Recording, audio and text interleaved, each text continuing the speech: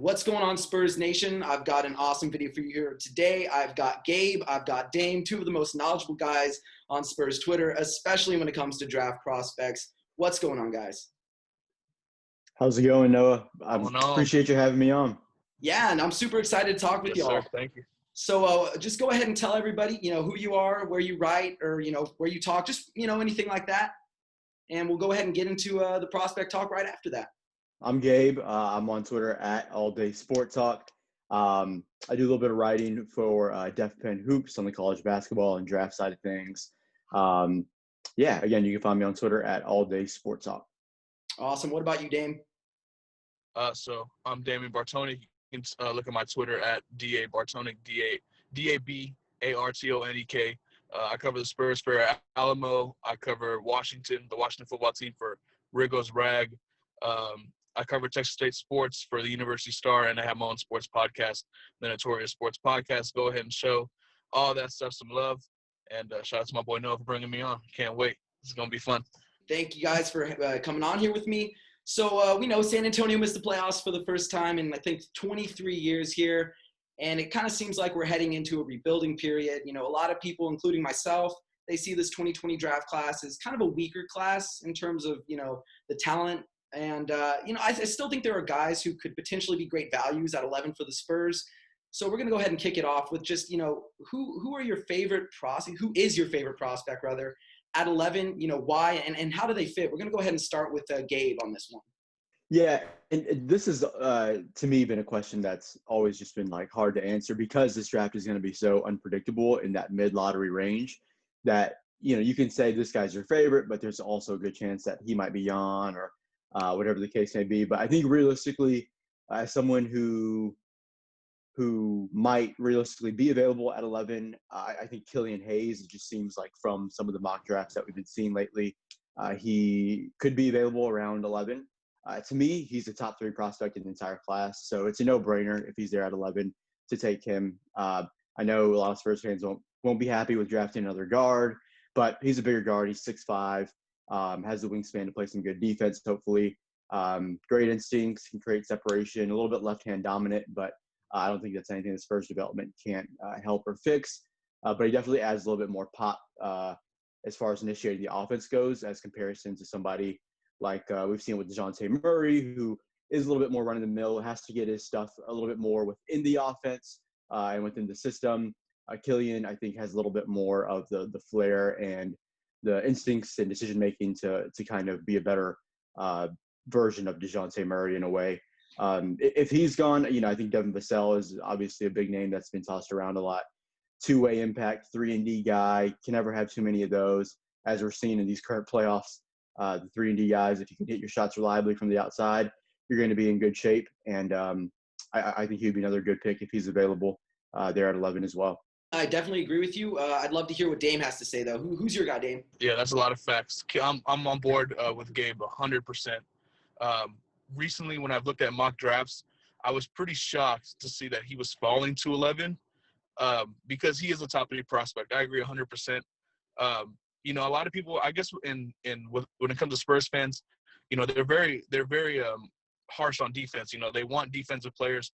And I don't know if Killian's there as an on-ball defender right now, but with his length, he has a 6'8" wingspan, I believe, and that gives you tons of potential when it comes to that side of the court.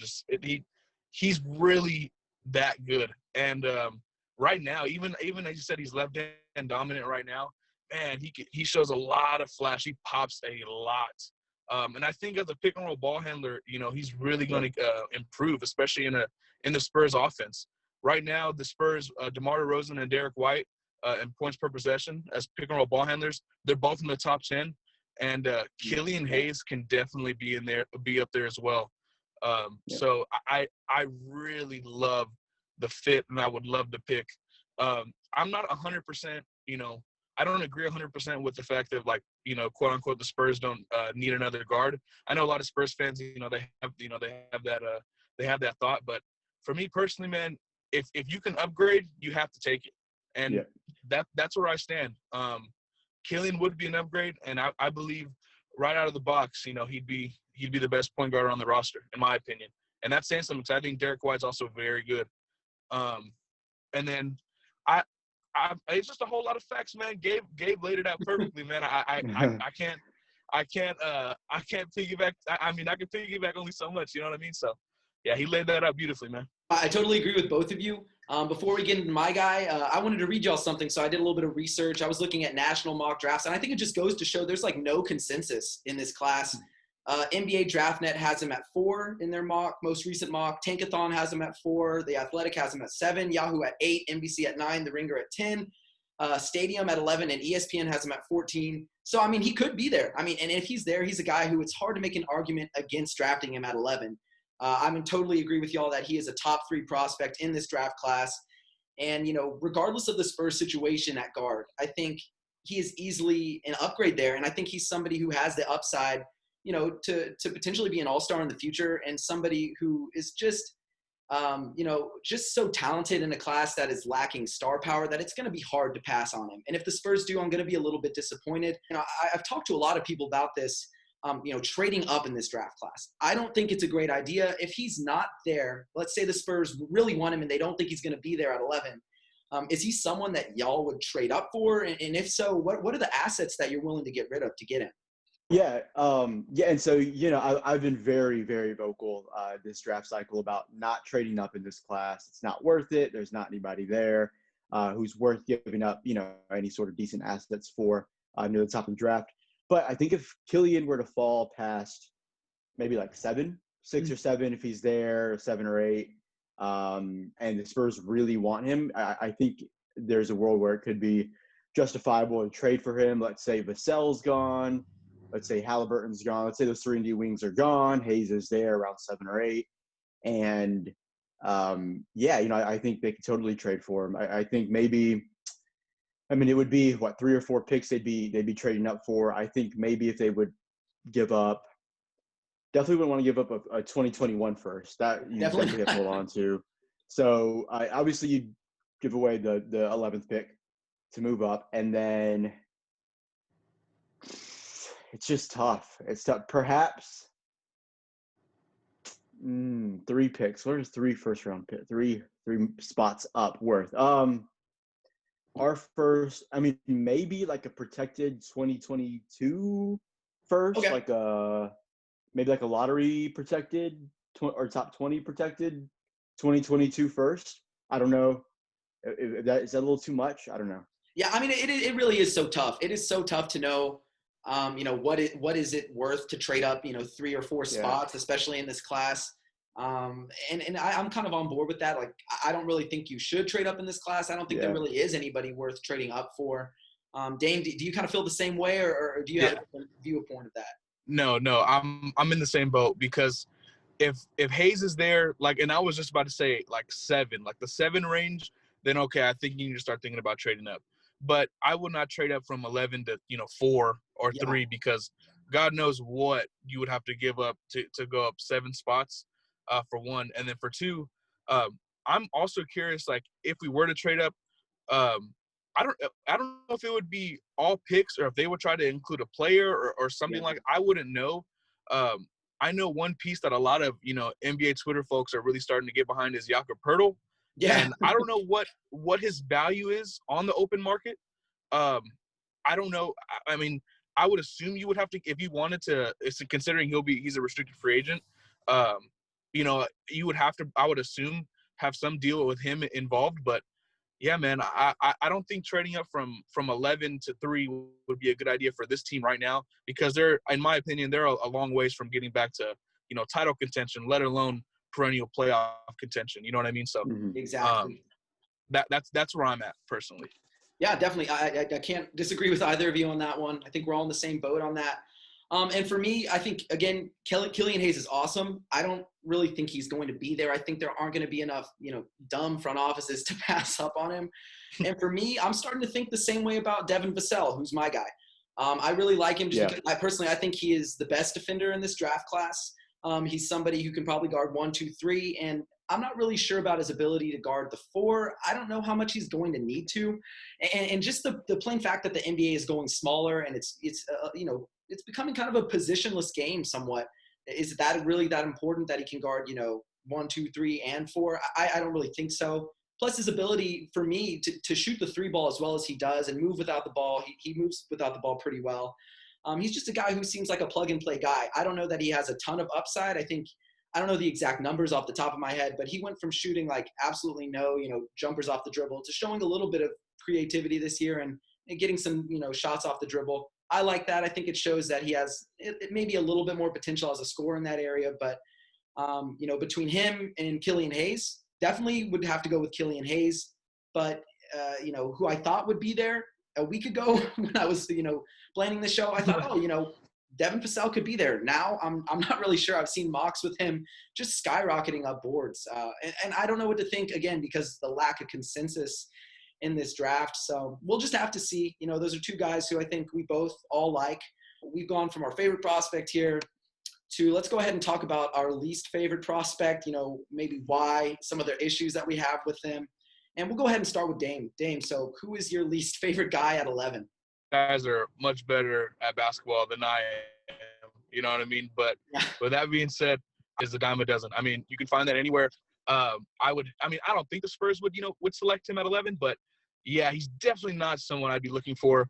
I think you have a plus version of him in Jakob Poeltl already, and I just would not like that. I mean, for an offense that struggles with spacing, struggles with shooting, getting a guy that shoots 25% from 3, I'm a big at that. I'm not with that, man. I couldn't get behind that. But I think for me, anyone that shares that skill set that y'all will add here in a second, I don't think that's the right move for San Antonio. Definitely not 11. And in the draft, I feel like players like that, they're essentially kind of getting pushed out of the league, man. I mean, I think you really got to shoot in this day and age. You got to be able to just to space the floor, and bigs like that, just they're not good for your offense. So You were cutting out a little bit, Dame. Who were you talking? I heard your entire description, but who was the player? Isaiah Stewart. Okay. Isaiah Stewart. Okay. Yeah. Isaiah Stewart. But again, he's not the guy who I'm super high on either. We'll go ahead and move on to Gabe. Who's your guy? I could definitely agree with Dame there. I know Sam Vecini had the recent article that said they were looking at Isaiah Stewart, Jalen Smith, a couple of others. I think that entire group of bigs that he listed would just be terrible picks. One guy, though, who I have seen a little bit, seen Spurs fans talk about a little bit more often than Isaiah Stewart, that would be on my list would be Precious Achiuwa. Precious is a guy who he's been mocked in the lottery an alarming number of times over the course of the draft cycle. And Precious is somebody who I think he'd be a good second-round target, but I don't have him even in my top 30 anywhere. He sort of like Dame said, he doesn't shoot. He doesn't shoot it. He doesn't really defend. Decision-making is poor on both ends. Often looks lost. Ball watches on defense. He's got the athletic tools, sure, to run the floor as a big and possibly even defend as a big, if that's what they can get him to buy into. I know it looked like they couldn't really get him to buy into the small ball center role at Memphis this year when Wiseman was out. He wanted to play the 3, he wanted to play the 4. He's absolutely neither of those at the NBA level. He has to be a small ball 5 if he wants to survive. And even then, we're seeing in these NBA playoffs that if you want to be a successful 5 and make an impact on offense, you have to be able to pass the ball. And that's why he doesn't even do that well. So I'm just not sure, where you pull from him, just apart from his athletic tools. If there's a development staff that could possibly harness that into a somewhat impactful player, I think it's the Spurs, but it's not worth it at 11 at all. I think, like I said, in the second round or even moving up into the early second round to get a guy like him wouldn't be the worst thing ever, but I would stay away from him at all costs. And Isaiah Stewart, I'd stay away from both of them at all costs in top 30, top 35. Yeah, no, I definitely agree with that. And Precious is also my guy who, if they drafted him at 11, I would be so disappointed. For all the reasons that you said. I mean, when you watch him play, he really is a poor decision maker. I think his assist to turnover ratio was like 1 to 3. It was not good. Not a very good passer. Doesn't even really make simple reads very well. And he's a guy who, again, on the defensive end, he may get you a few blocks or a few steals, but that doesn't really account for, if you're like watching the tape, that he's making a ton of mistakes that sieve points as well. So I don't think he really makes up for it on either end of the court. And I think a lot of his skills are more theoretical at this moment. You Yep. know, like we're thinking, what can he be? Like a lot of it is theoretical more than tangible at the moment. And he's a guy who I just don't really feel comfortable with gambling at 11. And I'm sure somebody will. Like I almost guarantee he will go in the lottery. I think somebody is going to fall for the idea that he has this upside. And I hope somebody does. You know, I hope somebody takes him and allows other prospects to fall to the Spurs. But he's definitely a guy who I'm just really not interested in at 11. And again, I don't know if I would say even that I would be that interested in the second round. I just don't think he's a great fit for San Antonio. Maybe if you get him in the developmental system, like the Spurs are known for, you know, developing prospects, making the most of whatever talent they get. You know, I wouldn't be upset with him that late either, but not really a guy who I would even be interested in targeting at this point. You know, we've gone over our favorite and our least favorite. And I think for me, I'll visit Achiuwa one more time because Spurs fans do seem to have this like obsession with him right now. And I just can't get it. I think we get caught up in watching like highlight videos and we assume that's just like, that's all it is. That's all the player is. It's their highlights. They're going to be so good. And I think people need to just take a step back and realize that nobody's putting out lowlights, you know, like there's not going to be lowlight videos for you to watch where you see these guys make all these mistakes. And I think it kind of is pervasive across like social media as we see all these young players get dubbed unicorns, from James Wiseman to Precious. And I think it's a lot of hype and it's not a lot of truth. And I think it's really unfair for the players, you know, like the players are, you know, everybody has this idea that they're this, you know, world beater, that they're going to be a superstar. And I think it's really unfair to them. So I don't want to hate on Precious because, you know, he is a good basketball player. He's probably a better basketball player than any of us. But again, not a guy who I want at 11. We'll move on to the second round, guys. So for me, I think a second round sleeper. I don't really know that he's going to fall to the second round. I just saw that, you know, this week that Leandro Bolmaro said he's going to stay. You know, he's going to stay overseas. He's a guy who I could see teams going, well, I don't want to wait for him, so I'm going to let him slide. And I think if he does slide into the second round, you know, the Spurs are loaded on guards, and we've talked about that. But he's a guy who I think has really great court vision. He's an absolute dog on the ball as a defender. I just don't think there's any reason not to draft him. Like, again, he's a guy who, if he's there in the second round when you're picking at 41, you know, why pass on him? You know, really, regardless of fit, because he's not going to come over this year. You know, he's not playing this year. You can wait for the future.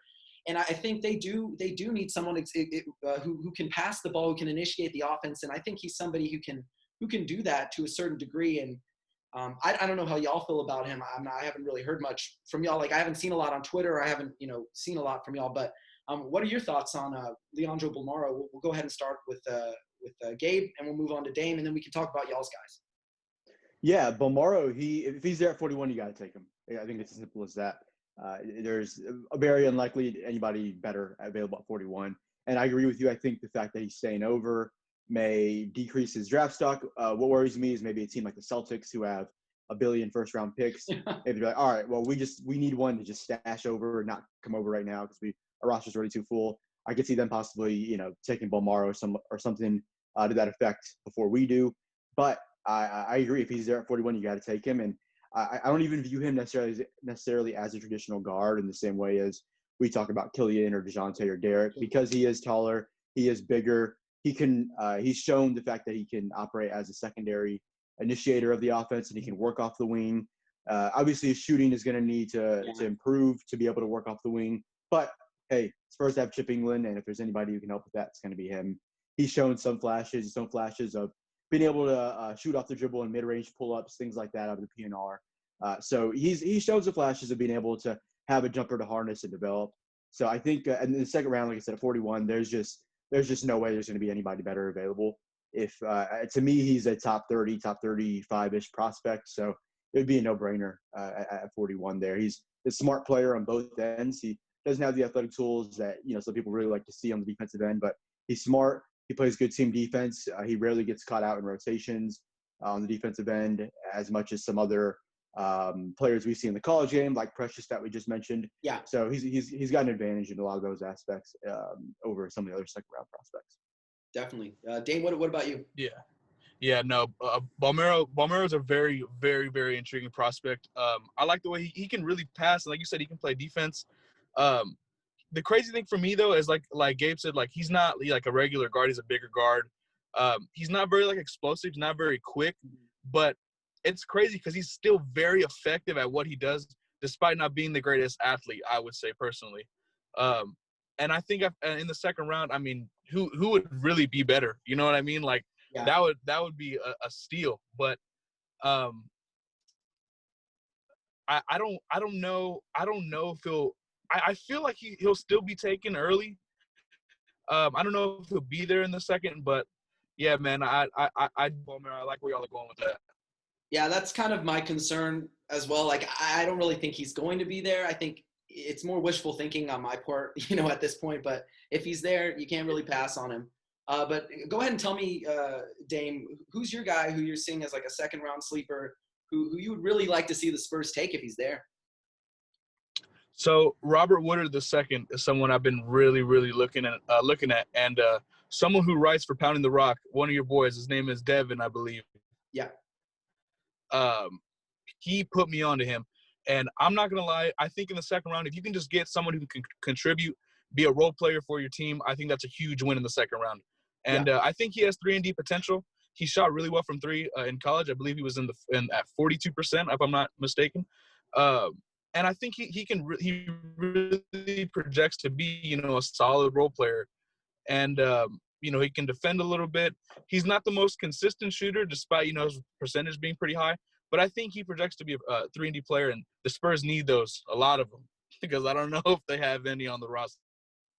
Yeah, no, I totally agree with you there. It's nice to have shooters, but if your shooters, if that's all they do, it's really hard to justify them being on the floor. I mean, I think one of the reasons why it's so frustrating to watch a Marco Bellinelli or a Bryn Forbes is because they're so one-dimensional to the point where, on the defensive end, if they're not even being average on that end, then they're hurting you. And if they're not, shooting well, or they're not distributing, like for me, at least Bellinelli, he does. I kind of do tend to think that he can move the ball pretty well, but with Bryn, I kind of think the only thing he does offer is shooting. And I'd love to see more guys in San Antonio who do more than just shoot, or more than just slash. I want to see somebody who's more well-rounded. But what about Gabe? What do you think? Who's your guy in the second round who, if he's there, you can't pass up on? It's tough to say who in the second round, and in the perspective that if they're there, you can't pass up on them. I think Robert Woodard is a great choice. He could be a good high energy, possibly 3-and-D projection forward. Maybe if we're lucky, a Jeremy Grant type. I don't know. Yeah, that might be a little bit more wishful thinking. But one name I'll throw out, or I'll throw two names out there. One guy he's really fell over the course of the draft cycle since the season ended. Jordan Nwora. He's an older prospect. He's 23, 24, which I know doesn't fly well with a lot of guys, but he fills that kind of forward spot that Spurs need. He can shoot it. He can pass it decently enough. He can keep the ball moving enough, but he can shoot it. He can score it. He's a good offensive threat.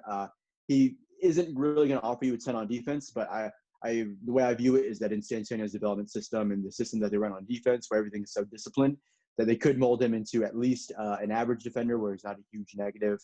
Similar to kind of what we saw with Trey Lyles, in a way, he could be a better Trey Lyles with the Spurs development. And I think he's there. He's not a must-draft prospect at 41, but he's someone who I think would be reasonable. Like I said, he's someone who you can plug and play a little bit, put him in the rotation right now because he is older. He spent a couple years at a great program in Louisville with two different coaches who have put pros in the league. So I think that he's someone who could be there. Another guy, if the Spurs wanted to possibly take a swing, a flyer on a guy, I'm not even sure if he's firmly in my top 40, but Josh Hall, he's a guy who I'm very, very, very familiar with. I've seen him a lot being here in the North Carolina high school community. He's really, really, really good. He's got the physical tools. He's someone who I possibly view as a better version as to what people think Precious Achiuwa is. Josh Hall is that forward, that combo forward with great physical tools. He may not be as explosive or as strong as Precious right now, but he's got a little bit more, I think, of the shooting skill, of the ball skill. He's got a good dribbling package. He grew up as somebody who was training and developed to be a guard. So he's got legitimate guard skills. And the way that a lot of people think Precious has legitimate guard skills, and he doesn't, Josh Hall has those guard skills. He does have to clean up his handle a little bit. He does have to improve his dribbling package a little bit to create separation. He's definitely not some immediate unicorn 6'9" guard prospect or anything like that, but he is legit 6'9" and growing. He's he's getting closer to 6'10", as I've heard from his father, and he's someone who has shown flashes of shooting. He's actually got really good body control, and he knows how to use his long arms around the rim. So that's really interesting as a slasher. His small frame might worry some, but he can take contact. He does know how to use his long arms to get around and under people around the rim there. His shooting, like I said, is still a work in progress. Off the dribble and off the catch. He's not some sharp shooter quite yet, but he's shown enough flashes, and I think with a small tweak to his mechanics, that Chip England could hopefully get him right, and he can be a real impact two-way guy.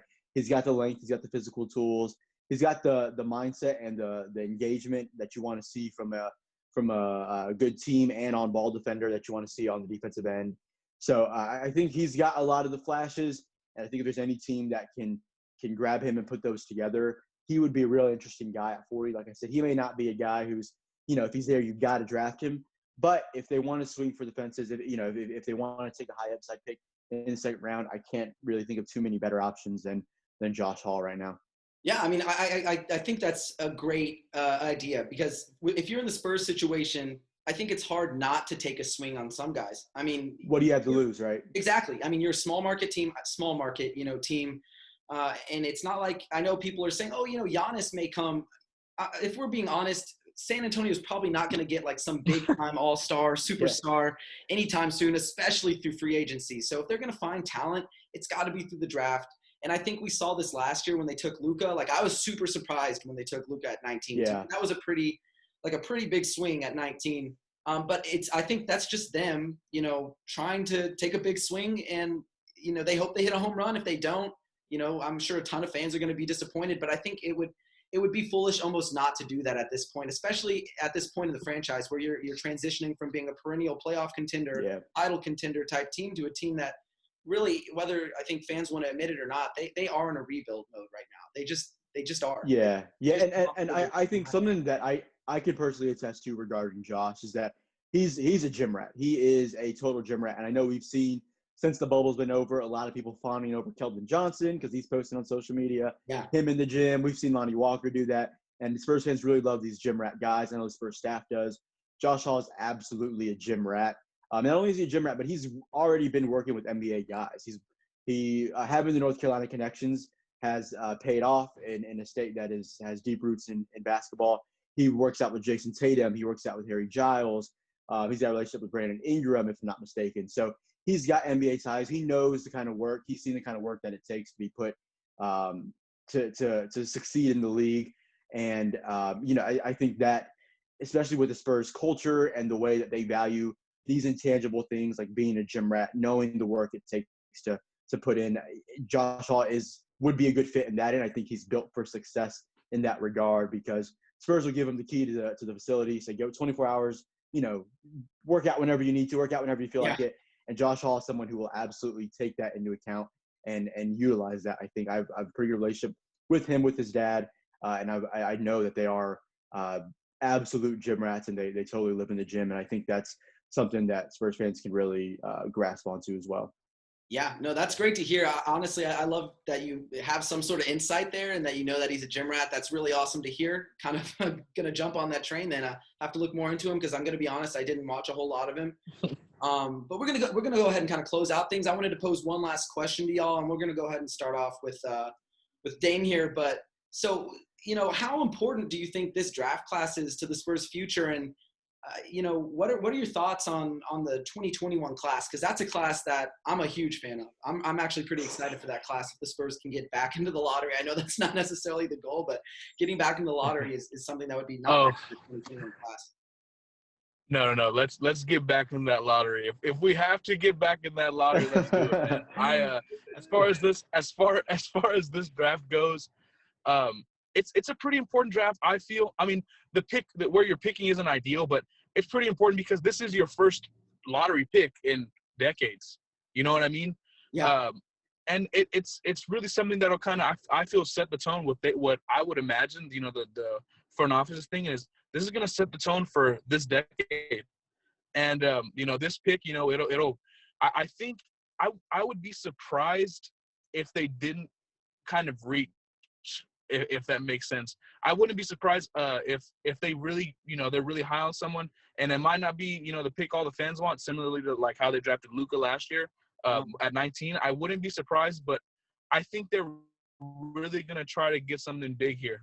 And whether that's trading the pick or keeping it, I really think that this pick is going to be very, very important for what we see, this decade of Spurs basketball.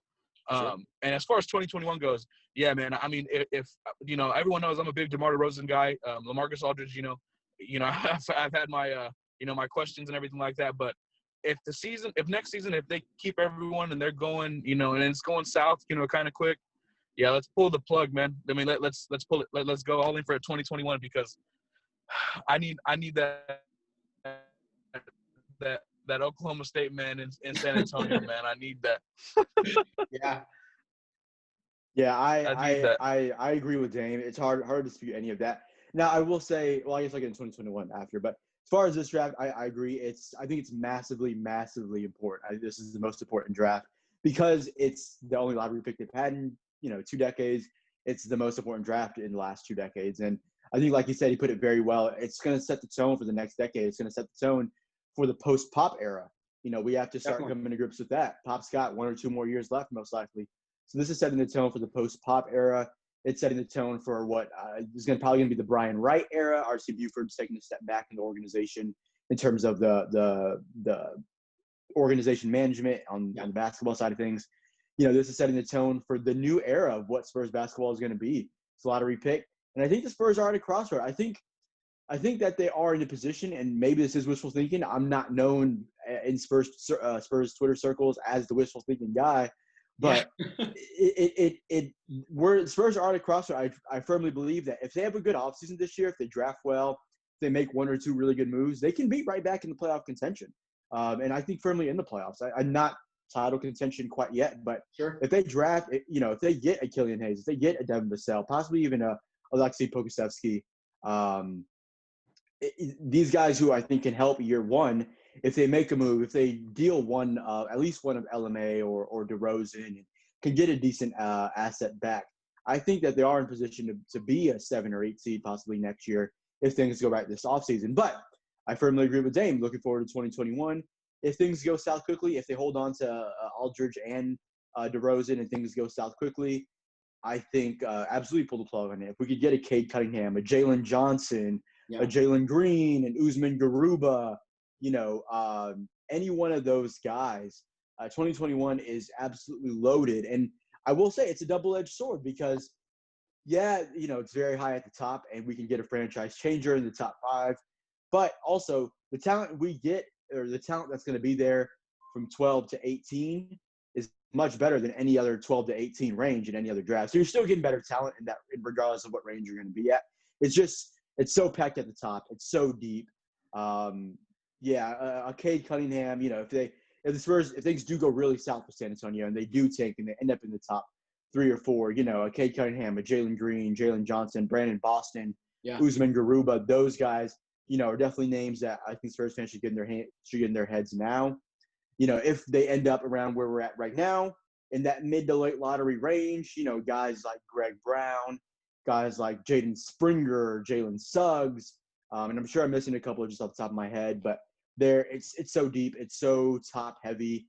I think there are probably like 4 or 5 guys who I would take at number 1 in this 2020 class that are in the top 5 in the 2021 class. So it's very deep. And if there's ever a year to take, it's certainly that year. Looking forward to next year. If there's a year to, I know Dame alluded to possibly trading back, possibly reaching in this year. If they are going to reach, if there's somebody who they really have their eyes set on, like an Aaron Nesmith, who may not be worth the 11th pick, maybe they trade back to 16, they trade back to that range, and they acquire an asset. They can acquire another 2021 draft pick.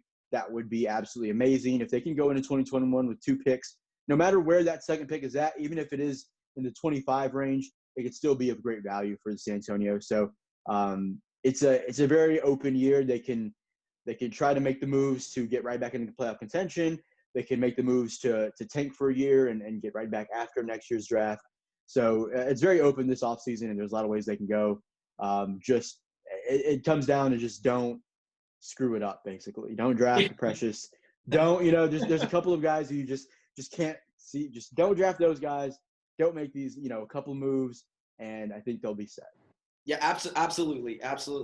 I'm a huge, like I said earlier, I'm a huge 2021 draft class guy. I think really no matter where you land in there, you're going to have a good player coming in. Personally, I wouldn't mind seeing the Spurs be bad next year. Like if it does go south, trade your, players, try to get as many assets you can in the 2021 class. If you can get, if they say they could get 3 picks and they could use 2 of those to move up in the draft, that would be good too. And for me, I've seen Cade Cunningham play in person multiple times, and every time I see him play, I'm just absolutely wowed. I would love to get a chance to see him play in college. I don't know if I'm going to get a chance to. I'd love to. But he's a guy who, if the Spurs fans end up getting, if the Spurs get him on this team, he's a guy who I think could firmly be a top 5 player at his peak. No doubt in my mind. I mean, he's just so talented. He's so generational fun to watch, and he's very flashy too. I mean, he's a guy who's going to be a lot of fun to watch, aside from being just a very, very good basketball player. So yeah, I saw him live do an East Bay dunk in a game on a fast break, and the gym just went absolutely nuts. So he plays with a cool and casualness about him, but he can turn on the flash when he wants to. For sure. So I won't keep y'all guys too much longer. I really do appreciate y'all for coming on here. So we're going to do a little outro. So just, tell me again where you write, where you talk, anything, if anything you want to plug, from podcasts to really anything, just go ahead for it. Go for it. Yeah. Again, I'm Gabe, and you can find me on Twitter at AllDaySportTalk. As far as writing goes, I write for Def Pen Hoops. Like I said, I do college basketball there, mock drafts there, draft analysis, things like that. I do over at Def Pen. So that's the only place I'm writing at right now. But you can find me on Twitter. Always open to conversation as well. Again, that's All Day Sport Talk, spelled exactly how it sounds. Awesome. Dame? Yes. So, go ahead and just follow me on Twitter at DA Bartonek. That's at DABARTONEK. I write for Air Alamo. I write for Rigos Rag. I cover Tech State sports, and I have my own podcast. So just look at my pinned tweet, and you'll see all my information there. Awesome. Thanks, guys, for joining me. Had a ton of fun talking about prospects, about the draft, and hopefully we can do this again sometime soon. Thanks for having us, Noah. I'm always down. Thank you, man. Thank you.